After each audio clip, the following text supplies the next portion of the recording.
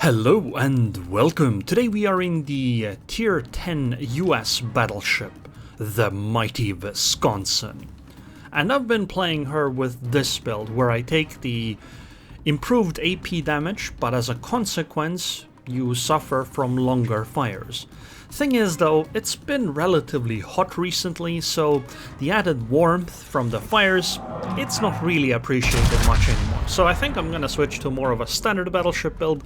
Then I can also just use the same commander on other battleships that don't have this kind of a funny button that sadly can't seem to activate all the time, because ships just disappear. They're in Smokescreen, they aren't spotted, and then, you know, the timer starts ticking down. And, well, the F button on this ship is pretty important to survive fires. And so taking skills that make fires last longer, but sometimes being unable to use that funny button, it doesn't lead to great results. Anyway, my plan here is to... Honestly, I'd like to just YOLO in really hard, but I know it's a bad idea. I mean, seriously. They have a Salem over there, a Vampire, a Yamato, and they probably have something else, because I spawned with a Salem, Zao, and Holland, right? Which means they probably have another cruiser at least. Therefore, it's a very bad idea. I would really like to help my Holland, but I don't really know how to. It's not like I can project some kind of a shield in front of him, which in some video games you could as a tank, but I suppose battleships aren't really traditional tanks. They're also the heavy hitters. But thinking about it, oh my god, 9.5k damage to a destroyer with just the front guns. Wow, that is extraordinary. I did not expect that. Buddy just lost half his HP to a battleship AP salvo. My god. Well, in that case, you know what? If I can do salvos like that, I'm just gonna push. Cause I mean, what's the vampire gonna do? All we have to do is just dodge his torpedoes, and the world's our oyster. See, there's the torpedoes. Buddy, you are so screwed. Oh, Jinan, that's a complication. I was just thinking that all the torpedoes are gone and I can just push in. I mean, sink the Salem and the Vampire and stuff, but now we have a torpedo cruiser here. This might become a very short game just now. I guess I'll see you guys in the next game, because I don't know what I'm gonna do against that. I think I'll just have to sit here and pray or something. Because if I go out there and Jinan slaps me with torps, game's over. It's just over. I mean, look, the torpedoes basically appear on top of my ship. It's...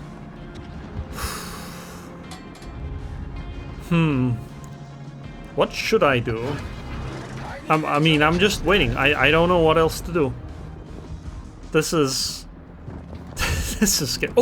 Oh, she's showing some side. Can we maybe before she launches torps? Well, it's helpful, but it doesn't fix the situation. Also, why am I spotted? Oh, it's Yamato. Yamato's spotting me. I see.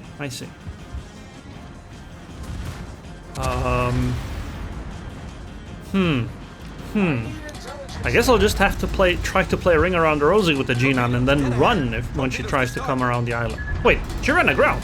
Wait. She ran aground. This means that she doesn't have angles for torpedoes, right?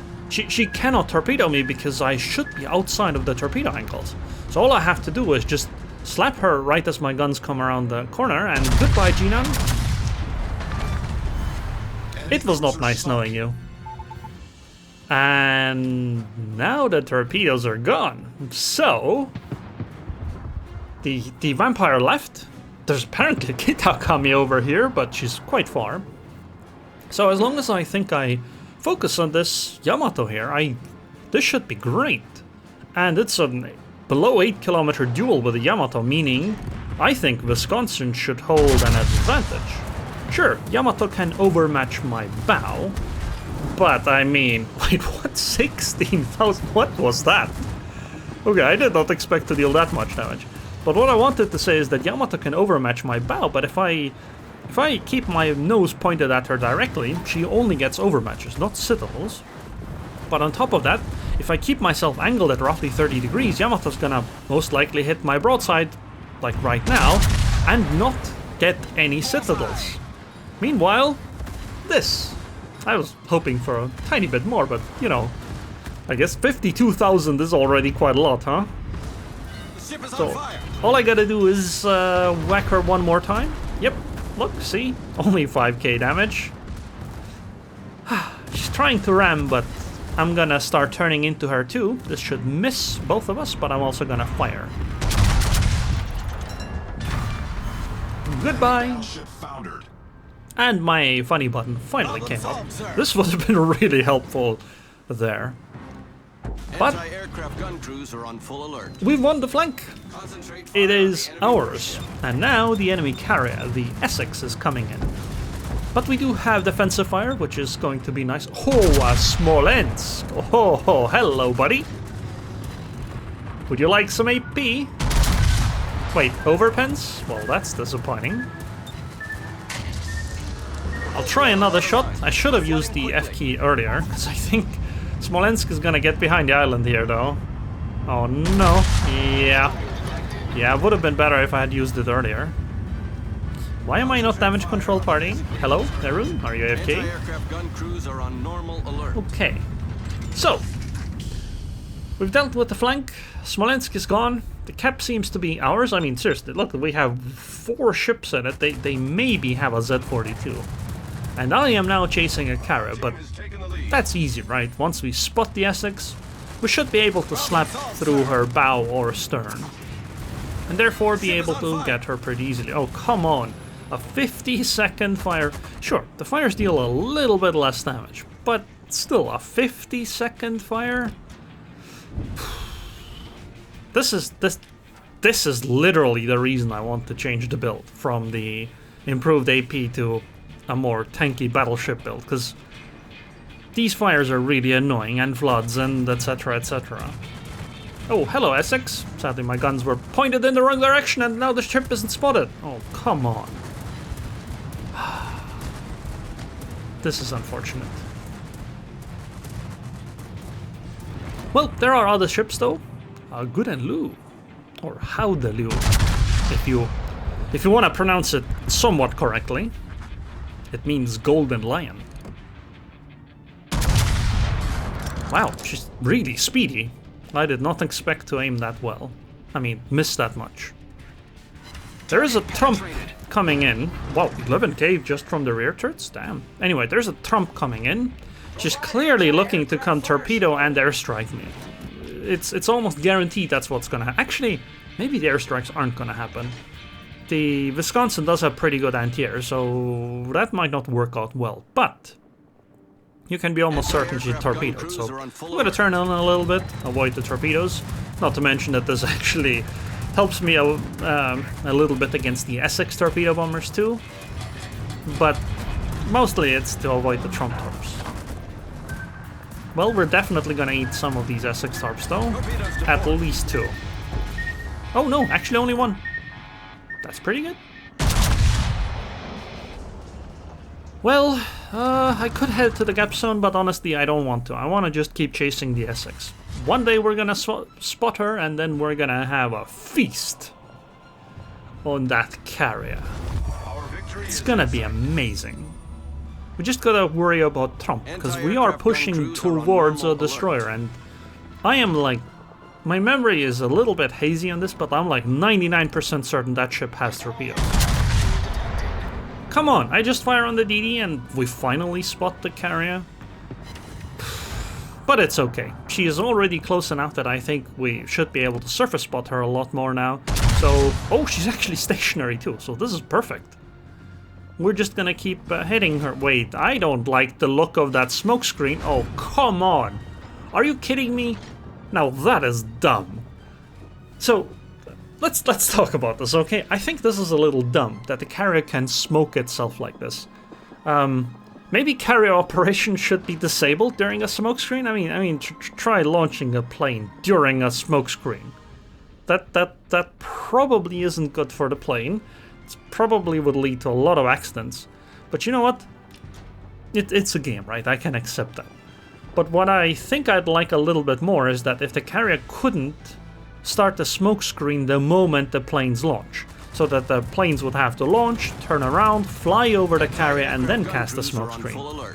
I think if it worked like that, it would be a little less obnoxious, because right now, the carrier can just keep, well, smoking itself over and over. Triple fire! Wow. Yeah, see, I really should go more of a regular battleship build. I fire on the destroyer and the carrier pops up again. What is this? But yeah, these smokes by a carrier, I think, are a little obnoxious. Because it's not like the carrier is ever gonna fire her main guns and be spotted through the smokescreen, right? We all know where the ship is, we just can't Oh, I did not expect that. Damn, 21k damage. And it hit just as damage control party was running out, so that's a flood too. And this is probably a fire as well. Oh, come on. Oh, come on. Not only can I not chase the carrier because it has a stupid smokescreen, I am also bled down by fires and floods. And I don't think I'm surviving this. Unfortunate, even if I'm a ship with a funny button, but you can't activate it if you can't shoot anything. And you can't shoot anything because the enemy is in a smokescreen. Stupid smokescreen carriers. But we are gonna win the game. Stupid smoke carriers doing their stupid smokescreens to cover themselves. Luckily we have a Stalingrad with radar. If we didn't, this would take even longer. But we had a pretty good match. E for effort, 191k damage. We shot down 16 planes, 2,791 base XP. Trump had a good game too. He was quite frustrated, but I think I had a better one. Almost 2,800 base XP, but look, even that Stalingrad had a pretty damn good game. In fact, 4 ships above 2k base XP is pretty extraordinary. Anyways, I hope you guys enjoyed this video. I would like to thank the patrons on Patreon. Thank you very much for your continued support, and I hope I'll see you guys next time.